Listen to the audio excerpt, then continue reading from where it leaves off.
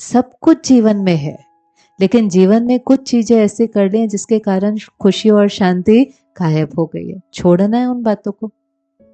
कैसे छोड़ेंगे? कैसे छोड़ेंगे? किसी ने कुछ कहा, कितनी भी बड़ी बात हो सकती है ना, कितनी भी बड़ी बात हो सकती है। पेरेंट्स ने कुछ कहा, बचपन में कुछ हुआ, कोई डोमेस्टिक वायलेंस था, फिजिकल अब्यूज था, कुछ भी था, हो गया, हो गया। हम में से कोई भी बीती को चेंज नहीं कर सकता है, हो गया। अब वो एक बार हुआ था, उसको मन में बार बार बार बार क्रिएट करके दर्द मत क्रिएट करें। जो उसके लिए करना है करें, जो चेंज लेकर आना है लेकर आए, जो अवेयरनेस फैलानी है अवेयरनेस फैलाएं, पर केवल उस चीज को क्रिएट कर करके अंदर में दर्द में जाने की जरूरत नहीं है। हो गया। कोई चीज एक बार होती है, उसको 500 बार यहाँ पर करके दुख क्रिएट करने की जरूरत नहीं है। हो गया, फुल स्टॉप। क्यों हुआ आगे हम देखेंगे, मेरे साथ ऐसा क्यों हुआ, ये भी एक संकल्प रहता है, उसके ऊपर भी जाएंगे, पर हो गया ना। आप में से कितने हैं जो बीती को चेंज कर सकते हैं? पास्ट को कितने लोग चेंज कर सकते हैं? हाथ खड़ा करे जो चेंज कर सकते हैं। पास्ट से सीखना होता है और आगे बढ़ना होता है। सीखना जरूर होता है कि वो गलती दोबारा नहीं हो, फुल स्टॉप लगाया, आगे बढ़े। आगे बढ़ने का मतलब क्या है? जैसे किसी बच्चे को चोट लगती है, लग जाती है ना, घर में किसी बच्चे को चोट लगती है। जब चोट है और जख्म है, नेचुरल जो रिस्पॉन्स होता है, हाथ कहाँ पर जाता है? जख्म पर जाता है कि नहीं जाता? बड़े घर के क्या कहेंगे उस बच्चे को? हाथ नहीं लगाओ, हाथ नहीं लगाओ। हाथ लगाएंगे तो वो बढ़ेगा। तो समझदारी ये होती है कि उस जख्म को अगर आप हाथ नहीं लगाएंगे तो वो जख्म अपने आप हील हो जाएगा, वो हील हो जाएगा। ऐसे ही कुछ हुआ, अब वो जख्म है। हाथ लगाने का मतलब क्या है? बार बार उसको सोचना, बार बार उसको बोलना, बार बार उसके साथ, औरों के साथ शेयर करना। हम क्या कर रहे हैं? उस जख्म को बढ़ा रहे हैं, बढ़ा रहे हैं। हमारे सारे रिश्ते एक्चुअली में अच्छे होने चाहिए। हर एक के साथ एनर्जी का एक्सचेंज बहुत ब्यूटीफुल होना चाहिए। कोई भी रिश्ता अगर ठीक नहीं होता ना, कोई भी, एक भी, किसी से बात नहीं हो रही, किसी से संबंध ठीक नहीं है, बाहर बात नहीं हो रही होती, मन में तो सारा दिन किसके बारे में सोच रहे होते आप? आज एक दिन भी घर में थोड़ा सा झगड़ा हो जाता है, भाई बहन का, हस्बैंड वाइफ का, स्पाउस का, आप एक दिन बात नहीं कर रहे होते, आप सारा दिन उस दिन मन में किससे बात कर रहे होते हो? उसी से ही कर रहे होते हैं ना। तो बाहर ही बात कर लो। पर बाहर क्यों नहीं बात करते? क्या आ जाता है? ईगो। और ईगो क्या कहती है?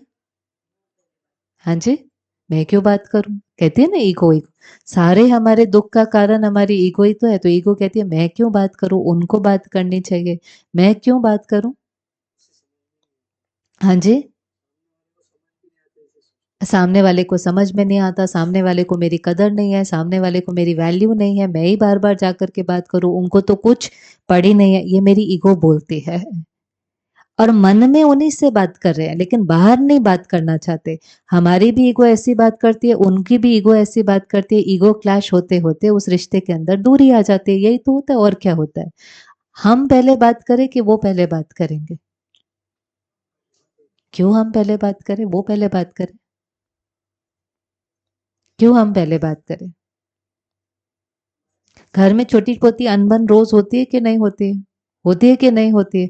कौन पहले बात करे? हो गई। हमारे अलग अलग संस्कार थे, आपने कुछ कह दिया, उन्होंने कुछ कह दिया, आर्ग्यूमेंट हो गया। अब उसको खत्म करना है कि नहीं करना है? कितने दिन तक घरों में साइलेंस बना रहता है? कितने दिन तक घरों में साइलेंस बना रहता है झगड़े के बाद? बोलो बोलो। 2 दिन, 3 दिन होता है साइलेंस। कभी कभी बहुत डैमेजिंग होता है, क्योंकि मुख साइलेंट होता है, सिर्फ सिर्फ मुख साइलेंट होता है। मन उन दिनों में बहुत ज्यादा सोचता है, और जो मन आपका सोचता है वो सारा का सारा वाइब्रेशन उनके पास पहुंचता है। 2-3 दिन में रिश्ते के अंदर दूरी, क्रैक्स आने लग जाते हैं, कॉन्फ्लिक्ट्स बढ़ने लग जाते हैं। कभी कभी हमारे संस्कारों के कारण झगड़ा हो भी जाए ना, कॉन्फ्लिक्ट हो भी जाए, तो बेस्ट चीज ये होती है कि रियलाइजेशन आते ही वापस बात करना शुरू कर दो कि घर की एनर्जी हैवी ना हो।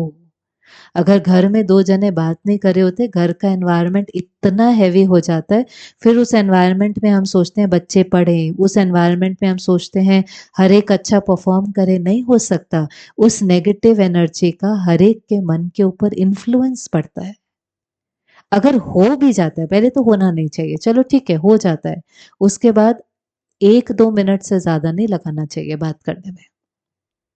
कैसे बात करना शुरू करना होता है?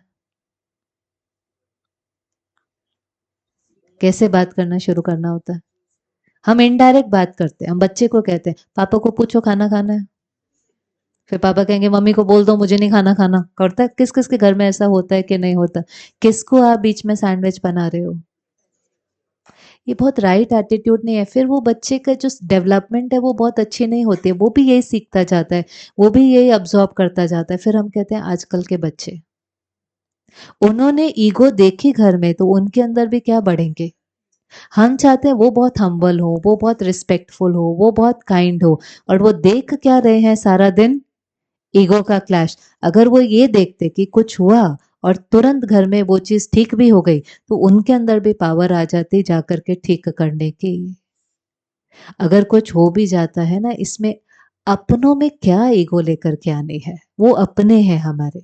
परमात्मा कहते हैं अपनों के आगे झुकना कमजोरी नहीं महानता है, वो हमारे अपने हैं। आप उनके बिना रह नहीं सकते, उनको छोड़कर जा नहीं सकते, और उनके साथ ईगो ला ला करके इतने इतने साल कई बार उनसे बात नहीं करते। आप भी दर्द में है, वो भी दर्द में है, अंदर में उनके लिए प्यार है, लेकिन दोनों दर्द में है। मिला क्या? उससे निकला क्या? रिजल्ट क्या निकला? अपनों के लिए झुकना कोई कमजोरी नहीं होती। झुकना क्या होता है? आप जाकर के केवल बात करना शुरू कर देते हो, इसमें कोई सॉरी की भी बात नहीं होती, क्योंकि सामने वाला भी वेट ही कर रहा होता है। वो भी उस साइलेंस में कोई खुश नहीं होता, वो भी सफर कर रहा होता है, आप भी सफर कर रहे होते हो। आप जाते हो, बस जाकर बात करना शुरू कर देते हो, बातें शुरू हो जाती हैं। ऐसा ही होता है, ये इतना डिफिकल्ट नहीं है जितना हमें लगता है। केवल हमारी ईगो है जो हमें स्टॉप करती है। अपने ईगो को कहना होता है ये रिलेशनशिप मेरे लिए बहुत इंपॉर्टेंट है, ये पति, ये बच्चा, ये वाइफ, ये मेरे लिए बहुत इंपॉर्टेंट है, ये रिश्ता मेरे लिए बहुत इंपॉर्टेंट है इंपॉर्टेंट कि नहीं है? किस किस को लगता है कि जब वो कॉन्फ्लिक्ट होती है वो रिश्ता आपके लिए इंपॉर्टेंट है? नहीं है तो कोई बात नहीं, लेकिन फिर जब वो पूरा फ्रैक्चर हो जाएगा ना, फिर नहीं कहना इसको कैसे ठीक करें, क्योंकि जितना ज्यादा लंबा पीरियड होगा उतनी हीलिंग में टाइम लगेगा। उतना फिर जब आप जाकर के उनको सॉरी बोलेंगे, वो उतना घाव क्रिएट कर चुके हैं। आप कहेंगे ले मैं तो झुका, लेकिन उन्होंने तो सामने से कोई रिस्पॉन्स ही नहीं दिया, क्योंकि आप तो झुके, आज झुके, लेकिन उन्होंने तो 2-4 साल में बहुत जख्म बना लिया था ना। तो हर सेकंड जो बीतता जा रहा है, जैसे कोई बीमारी होती है, आप कहते हैं तुरंत इलाज कराओ, तुरंत इलाज कराओ, कहते हैं कि नहीं? तुरंत इलाज कराओ, क्योंकि जितना मिनट, जितने दिन बीतते जाएंगे वो बीमारी बढ़ती जाएंगी, बढ़ती जाएंगी, बढ़ती जाएंगी, तुरंत तुरंत इमीडिएट। आजकल बीमारी नहीं होती तो भी हम जाते हैं ना हेल्थ चेकअप कराने, कि कुछ है तो पहले से ही पता चल जाए। ऐसे अपने रिश्तों का चेकअप करते रहना चाहिए बीच बीच में। कुछ है तो उसको पहले से ही खत्म कर देना चाहिए। हम तो बहुत ज्यादा बढ़ा लेते हैं उस चीज को। इसलिए अगर किसी से बात नहीं हो रही है ना, आप बात करना शुरू कर दो, ये बहुत मुश्किल नहीं है। सबसे पहले तो आपको बहुत अच्छा लगेगा, क्योंकि वो जो ब्लॉक्ड एनर्जी होती है ना, गुस्से की, नफरत की, ईगो की, वो एनर्जी मुझे अंदर से खाली करती है, मुझे सुकून नहीं मिलता जीवन में। आप बात करना शुरू करेंगे, आपकी नेगेटिव एनर्जी रिलीज हो जाती है। प्यार से बात करना मेरा संस्कार है, सबके साथ बात करना मेरा संस्कार है, उनको कैसे चलना है वो उनका संस्कार है, मेरा संस्कार क्या है? प्यार की बातें पकड़ के रखना। डिसाइड करो मेरा संस्कार, जो मेरा संस्कार होगा वैसा मेरा कर्म होगा, वैसा मेरा भाग्य बनेगा। मुझे मेरा अटेंशन देना है, उनके संस्कार का नहीं, मुझे मेरा डिसाइड करना है। छोड़ना है, पकड़ना है, छोड़ना है, पकड़ना है। कितना हल्का! छोड़ना है, पकड़ना है। कब? 2-4 दिन बाद। ओटे सो अर्जुन, सुनिए लाइन। अर्जुन किसको कहते हैं? पहला नंबर जो पहले कर ले। अर्जुन और कोई थोड़ी ना है, अर्जुन माना अर्जन करने वाला ज्ञान। हम सब जो बैठे हैं वो कौन है? अर्जुन ही तो है। ज्ञान को अर्जन करना, उसको तुरंत इम्प्लीमेंट करना, अपने जीवन में हल्कापन लेकर के आते रहना, अपने ईगो को कहना साइड में हो जाओ, I care more about my peace, I care more about this relationship, side please. हमारी दादी प्रकाश मनी थी, बहुत सुंदर कहती थी, हम लोग इतना भाषण करते ना हारमोनी इन रिलेशनशिप पे, वो कहते थे हारमोनी क्या है, एक ने हार मानी हो गई हारमोनी। पूरे घंटे को वो एक लाइन में कह देती थी, एक ने हार मानी हो गई हारमोनी। मना एक थोड़ा सा झुका, एक ने अपनी ईगो को थोड़ा सा छोड़ा, एक ने बेंड किया। हम लोग तो ये भी नहीं देखते किसकी गलती है, क्योंकि हमें पता है कि पुराने संस्कारों के वश भूले हो जाती हैं। किसी में क्रोध का संस्कार है, उससे हो जाता है, किसी में जेलसी का है, हो जाता है, इनसिक्योरिटी हो जाता है, पुराने दाग लगे हुए हो जाता है। उसके कारण रिश्तों को खराब नहीं करना होता, फुल स्टॉप लगाकर इसको एम्पावर करेंगे, ये अपना संस्कार छोड़ सके, हम अपना संस्कार छोड़ सके, क्योंकि हम एक दूसरे को बेटर वर्जन बनाने के लिए आए हैं। हम एक दूसरे की बातें पकड़ने के लिए नहीं आए। जैसे पेरेंट बच्चे की हर बात को क्या करते हैं, छोड़ देते हैं ना, कि पकड़ के रखते हैं। इसलिए कहते हैं पेरेंट्स का लव कैसा होता है, अनकंडीशनल। क्यों अनकंडीशनल? वो पकड़ते नहीं है। पर अगर हम पेरेंट चाइल्ड में वो कर सकते हैं तो बाकी रिश्तों में क्यों नहीं कर सकते? क्योंकि वहां हमें लगता है कि नहीं नहीं, बच्चे की पालना मुझे करनी है, बच्चे को एम्पावर मुझे करना है, बच्चे को एक अच्छा इंसान मुझे बनाना है। और जब हम बड़े हो जाते हैं तो हम कहते हैं ये अच्छे होने चाहिए ना, बस ये परफेक्ट होने ही चाहिए ना, इनमें कोई गलती और भूल होनी ही नहीं चाहिए। ऐसा नहीं हो सकता। शरीर बड़ा हुआ है, दो अलग आत्मा है, दोनों के अलग संस्कार हैं। आपके अंदर कोई दाग है, उनके अंदर कोई दाग है, निकलेंगे, कॉन्फ्लिक्ट होगा, फुल स्टॉप लगाओ, एक दूसरे को हेल्प करो कि वो अपने उस संस्कार को बदल सके। और ही उसको बोलो छोड़ो छोड़ो, बात छोड़ो, कोई बात नहीं, हो गया ना, आप आगे से ध्यान देना, कोई नहीं, खत्म करो, फुल स्टॉप लगाओ। बातों को बढ़ाते नहीं है, हमारे घर का वायुमंडल उससे खराब होता है, छोड़ो। इतना इजी है ये छोड़ना, केवल ये माइंडसेट चेंज है। माइंड को चेंज किया, छोड़ो तो छोड़ो, और माइंड को कहा पकड़ो तो पकड़ो।